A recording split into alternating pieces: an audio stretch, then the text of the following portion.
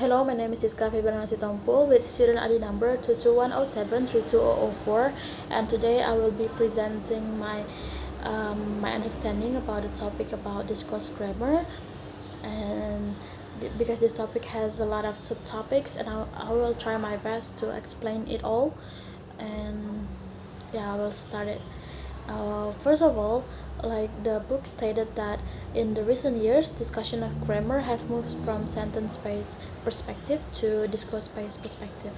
Many linguists also have argued that the traditional explanation of grammar doesn't really explain about the grammatical um, selection really well. That's why there are several updates, and the updates is called discourse grammar, because it is updated from the sentence-based perspective to the discourse-based perspective.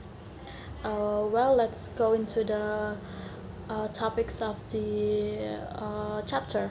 The first one is grammar from a discourse perspective. Many linguists like Hughes and McCarty argued that discourse-based grammar makes a strong connection between form, function, and also context, in which it aims to place appropriateness and use at the center of its description. Similar ideas and opinions also said by another linguist called Larsen Freeman, if I'm not mistaken, and she mentioned that form, meaning, and use are three bases in the grammatical description. A discourse-based grammar also acknowledges language choices, and it also provide awareness of the interpersonal factors in grammatical choices, and it also has the insight um, of the uh, of the text that lacked in explanation. The example of this subtopic is the relationship between the words it, that, this, and other to a specific text. The second subtopic is the texture of a text. Well, there are two crucial attributes of text in which are really important to know about. The first one is the unity of structure, and the second is the unity of texture. The unity of texture refers to pattern in which combine together to create information, structure, focus, and also flow in text, including um, a schematic structure of the text. And unity of texture refers to the way in which resources such as pattern of cohesion create both cohesive and coherent text. Uh, Texture result also tie with the meanings in the text and the meaning outside the text, which is the social context which the text is located, or where the text is written. And the third topic is cohesion and discourse. The pattern of cohesion in text is the area of language in which grammar and discourse are important to know about. The main patterns of cohesion are reference, lexical cohesion, conjunction, substitution, and ellipsis. And the word cohesion is also refers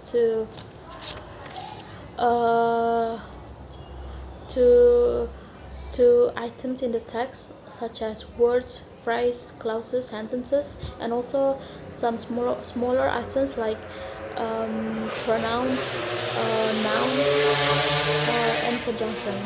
Sorry for the background noises. And the first one is reference. I already mentioned reference back in the third topic, which is one of the part of cohesion.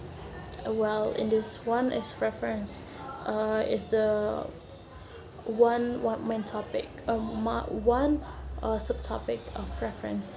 So reference refers to where the information of the text have to refers to information within the text or outside the text, like the social or cultural context. There are also several types of reference, namely anaphoric reference, cataphoric reference, exophoric reference, and homophoric reference.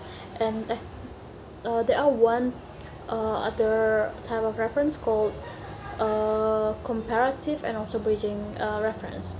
I will try to say the definition of the type of reference based on my understanding. The anaphoric reference is the reference where the reference is where the reference of the words of phrases refers to the another word or phrase that used earlier in a text, like for example the use of the word it when a subject has been mentioned prior to the sentence. The second one is cataphoric reference. It's describe an item that refers forward to another word that the phrase used later in the text.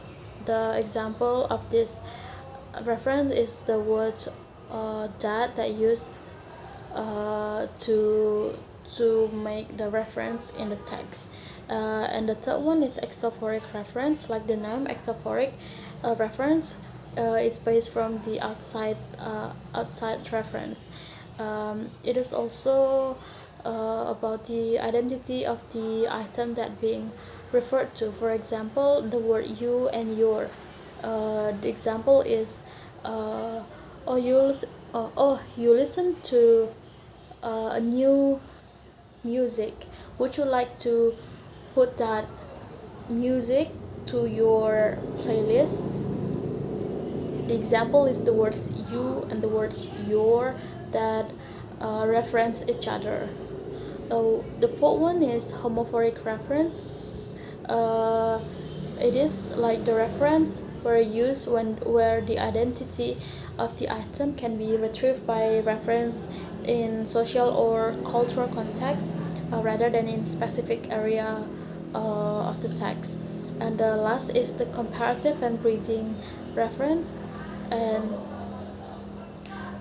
it is about how to connect the other sentences to another sentences to make it reference each other, and also it connects and related to each other.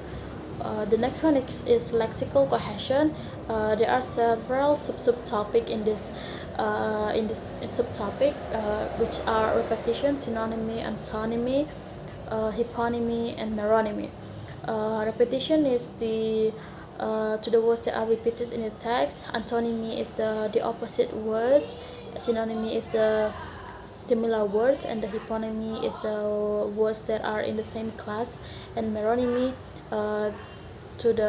is the words that are related but they are not the same. They just like attract each other, like a couple. The sixth one is collocation. Collocation is it describes association between vocabulary items which have a tendency to occur, such as combination of adjective and nouns. For example, American girls, American men, American boys, and so real estate agent, and so on and so on. And it is also there's also collocation that includes the relationship between verbs and nouns, such as love, book, waste, and another. And not every word can be collocated with each other. Like for the example, we cannot use the phrase American planet or real estate fruit, like we say real estate agent, and so on and so on.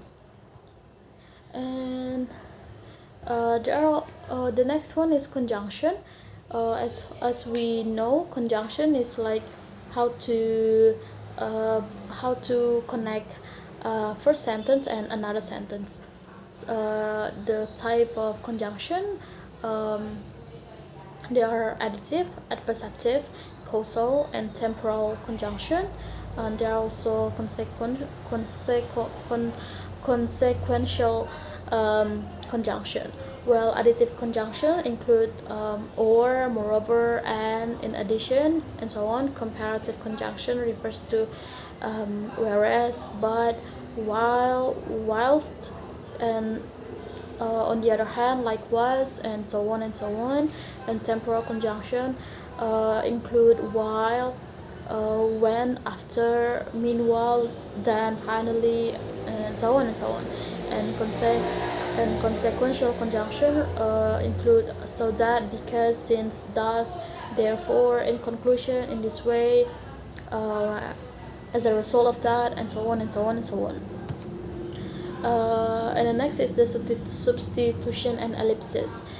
Substitution is used for another item, phrase, or group that can be substituted each other. Like, for example, the words done that substitutes for the words had dinner. The example is in the conversation, like A asks, "Has he had dinner yet?" and B answers, "He must have done. There's no food in the fridge." The words done is substitutes the words had dinner because A asks about had dinner and B answers just with the word done, and it is right, and it is correct because done is substitutes the word had dinner. The last topic is ellipsis. Ellipsis is like, it's basically just like an additional clause that added to a conversation in written form to fully understand the fully context of the conversation.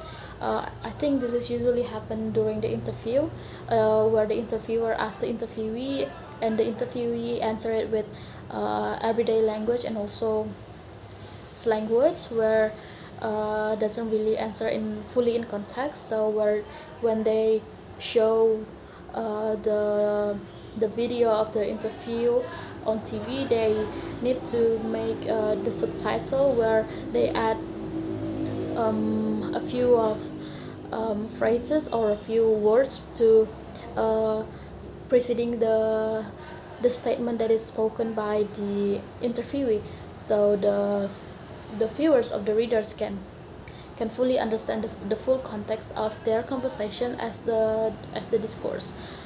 So that's all that I can say. I'm sorry for maybe like misinformation or the wrong information that I said. Thank you.